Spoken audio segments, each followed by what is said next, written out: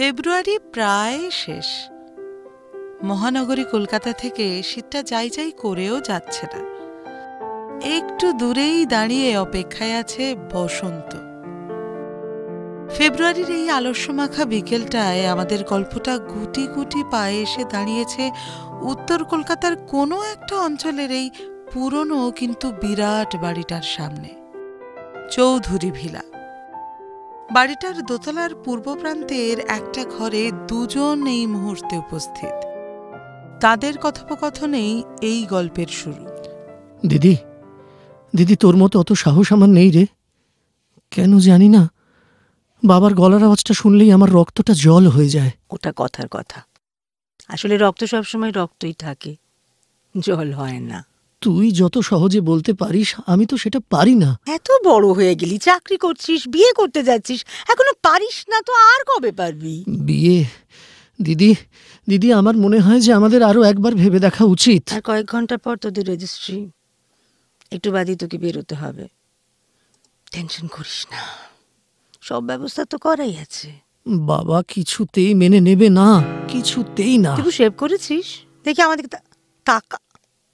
ঠিক আছে দিদি, শুধু যে কাস্ট প্রবলেম তাই নয়, দেবস্মিতার মা বাবা কেউই নেই, মানে অনেক ছোট। জানি তো, তোর থেকে তো সব শুনেছি।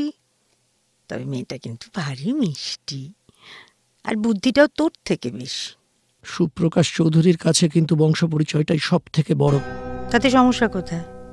রেজিস্ট্রি তো হয়ে যাচ্ছে, তার মানে দেবস্মিতা আইনত তোর স্ত্রী, মানে এই চৌধুরী বংশের বউ। এটাও তো বংশ পরিচয় হলো নাকি? জানি না এত সাহস তোর কোথা থেকে আসে এত কিছুর পরেও। তাছাড়া দেবস্মিতা ইংলিশে এমএ, স্কুলে পড়ায়, আর গানটাও ভারী চমৎকার গায় মেয়েটা। এ তো সেদিন তোর হোয়াটসঅ্যাপে কোনটা বল গিয়ে পাঠালো, লতা মঙ্গেশকরের বল না। চলো সজনা যাহা তক ঘাটা চলে। কি সুন্দর! এগুলো তো ওর পরিচয়, বংশ পরিচয় থেকে কম কিছু না। এই শোন, বেল্ট দেওয়া কালো চামড়ার জুতোটা পরিস। হ্যাঁ দিদি, তোর কপালের বাদিকের কাটা দাগটা কিন্তু এখনো আছে। হ্যাঁ, মনে করিস না তো, তো বিচ্ছিরি লাগে না দেখতে। আসলে ভারী কাঁসার গ্লাস তো, দাগটা রয়ে গেল। আমার জন্যই তো ঘটেছিল ঘটনাটা। দীপু, এই পাঞ্জাবিটা ঠিক করে পর, ঘাড়ের দিকটা ঠিক কর। আমি তখন কলেজের ফার্স্ট ইয়ার।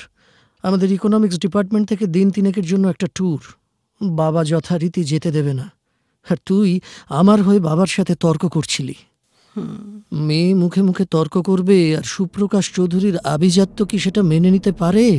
সামনের টেবিলে রাখা কাঁসার গ্লাসটা তুলে তোর দিকে ছুঁড়ে মারল, সোজা গিয়ে ভারী গ্লাসটা লাগলো তোর কপালে।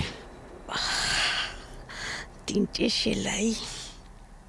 এ তো কি সুন্দর দেখাচ্ছে আমার ভাইটাকে। দিদি, দিদি, তাই বলছিলাম না, যে বলিস না, যেটা অর্থহীন সেটা বলিস না। সম্পর্কটাকে এতদূর নিয়ে আসার আগে তাহলে তোর ভাবা উচিত ছিল মেয়েটা তোকে ভালোবাসে, তোর উপর নির্ভর করে। জানি জানি দিদি, আমি সবটা জানি, আমি বুঝতে পারি। তবু বড় ভয় লাগছে রে। এক একটা দৃশ্য এমন ভাবে চোখের ওপর ভেসে উঠছে। মার গালে থাপ্পড়, উফ, চোরের আওয়াজটা যেন বোমার মতো ফেটেছিল। সঙ্গে সঙ্গে মা মাথা ঘুরে পড়ে গেছিল। সেটা তো আমার জন্য। সুদীপ্তদার সাথে তোর বিয়েটা বাবা কিছুতেই মানবে না। অথচ কত কত ভালো ছেলে ছিল সুদীপ্তদা, কত বড় ইঞ্জিনিয়ার, আমেরিকায় পড়াশুনো, কিন্তু হলে কি হবে? ওই যে জাত, সেই এক গোঁড়ামি। মা অবশ্য পুরোটাই আমায় সাপোর্ট করেছিল, বেরিয়েও যেতাম। অ্যাক্সিডেন্টটা কোথায় হয়েছিল যেন? আসানসোল থেকে ফেরার পথে। ওর এক বন্ধুর বিয়ে ছিল, রাতে ফিরছিল ওরা, উল্টো দিক থেকে একটা truck brake fail. Spot dead, তাই না? 3 জনে, ওর 2জন বন্ধুও ছিল। তবে জবাবও তুই দিয়েছিলি তারপরে বাবাকে। হাজার চেষ্টা করেও সুপ্রকাশ চৌধুরী আর কোনোদিন তোকে বিয়েতে রাজি করাতে পারে। দীপু, মায়ের ছবিতে প্রণাম করে যাবি কিন্তু। দিদি, আমি তো আছি, তুই কেন চিন্তা করছিস? এত সব ঠিক হয়ে যাবে। এবার বেরোতে হবে দীপু। এই রতনদা, সোনালী বৌদি সোজা ওখানেই চলে যাবে। তাহলে আমি আসি দিদি। বাপি তপু? হ্যাঁ রে, বাপি তপু। বাপি আমার সাথে এখান থেকে যাবে, আর তপু সোজা ওই রেজিস্ট্রি অফিসে চলে যাবে। মায়ের ছবিতে প্রণাম করে দিদি অপর্ণার পায়ে হাত দেয় দীপ্তজিৎ। ভাইয়ের মাথায় আস্তে করে হাত রাখে অপর্ণা। কোনো এক অদৃশ্য শক্তির কাছে সে প্রার্থনা করে। দীপ্ত দিদির দিকে তাকায়। অপর্ণার চোখের কোল বেয়ে নেমে আসে দুটো মুক্তোর ফোঁটা। গুছিয়ে রাখা ব্যাগটা নিয়ে বেরিয়ে পড়ে দীপ্ত। দেবস্মিতা অপেক্ষা করছে। দীপ্ত চলে যাওয়ার পর কিছুক্ষণ দাঁড়িয়ে থাকে অপর্ণা। একটু জোরে শ্বাস নেয়, নিজেকে গুছিয়ে নেয়। তারপর ঘর থেকে বেরিয়ে টানা লম্বা বারান্দাটায় পা রাখে। বারান্দার শেষ প্রান্তের ঘরের দিকে এগোতে থাকে। নীল রক্তের আভিজাত্য ছাড়া যে মানুষটা সারা জীবন আর কিছুই বুঝল না, তাকে এবার জানাতে হবে সব কথা। তাকে বলতে হবে যে তার ছেলে তাকে না জানিয়েই রেজিস্ট্রি করতে গেছে। এ কথা শুনে উন্মাদ হয়ে উঠবেন সুপ্রকাশ, করে উঠবেন গর্জন। না, আজ হয়তো আর তিনি কাঁসার গ্লাস ছুঁড়তে পারবেন না। বয়স কেড়ে নিয়েছে তার শারীরিক শক্তি। ৭৫ বছর তো বড় কম নয়। কিন্তু তবু তিনি সুপ্রকাশ চৌধুরী, জীবনে মাথা নোয়াননি, আজও তিনি বাঘ। আর ওই যে লম্বা বারান্দা দিয়ে সাহসী পা ফেলে একদম তার ঘরের সামনে এসে দাঁড়িয়েছে সেই বাঘেরই মেয়ে অপর্ণা।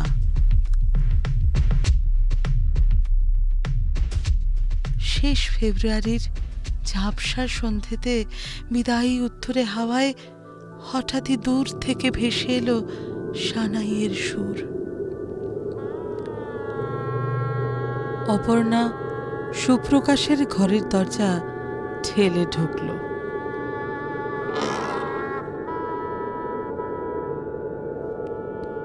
শুনলেন আজকের গল্প নীল রক্ত ও অপর্ণা।